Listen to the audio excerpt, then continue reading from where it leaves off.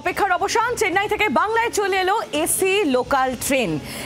দেশের পূর্বাঞ্চলে কোনো রেল জোনে প্রথমবার এসি লোকাল ট্রেন চলবে। এখনো পর্যন্ত রেল সূত্র মারফত যে খবর পাওয়া যাচ্ছে, এই লোকাল ট্রেনটি দুটি ট্রেন মূলত রানাঘাট এবং শিয়ালদা জোনের মধ্যে যাতায়াত করবে। আপাতত এটাই স্থির হয়েছে।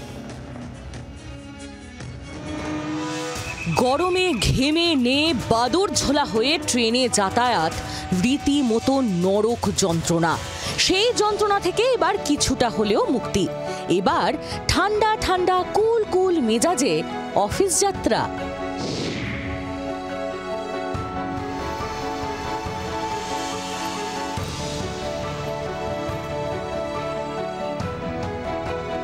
মুম্বাই চেন্নাইয়ের পর এসি লোকাল এবার কলকাতায়। শিয়ালদা ডিভিশন পেল এসি ইএমইউ কোচ। পূর্ব ভারতের প্রথম এসি রেক এসে পৌঁছলো রানাঘাটে। কথা চলছিল কয়েকদিন আগে থেকেই, অবশেষে প্রতীক্ষার অবসান। শিয়ালদহ স্টেশনে এসে পৌঁছলো এসি লোকাল। চেন্নাইয়ের ইন্টিগ্রাল কোচ ফ্যাক্টরির তৈরি এই লোকালগুলি 12 কামরার। প্রত্যেকটি কামরাতে দুদিকে 4টি করে স্বয়ংক্রিয় দরজা।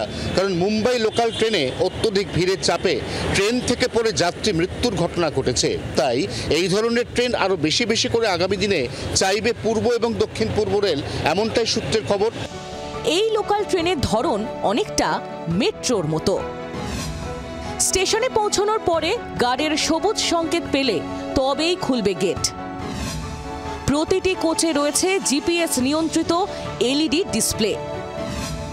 1000-এর বেশি যাত্রীর বসার ব্যবস্থা থাকবে। মালপত্র বহনের জন্য অ্যালুমিনিয়ামের শক্তপোক্ত তাকও থাকবে। এই ট্রেনে কোনো ভেন্ডার উঠতে পারবে না। এখন শুধু কমিশনিং এর অপেক্ষা। ছাড়পত্র পেলে এগুলি যাত্রী পরিষেবা দিতে শুরু করবে। আপাতত রানাঘাট শিয়ালদা রুটেই প্রথম এসি লোকালটি চালানো হতে পারে বলে পূর্ব রেল সূত্রে খবর। ভাড়া হতে পারে সাধারণ লোকালের তুলনায় প্রায় 5 গুণ বেশি। পরীক্ষামূলকভাবে ট্রেন চলবে।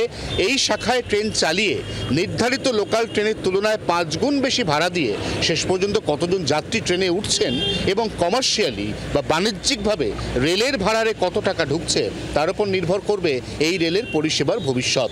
জি 24 ঘন্টার জন্য ক্যামেরায় দীপের সঙ্গে অয়ন, কলকাতা। বাংলার আওয়াজ, বাঙালির আবেগ, জি 24 ঘন্টা।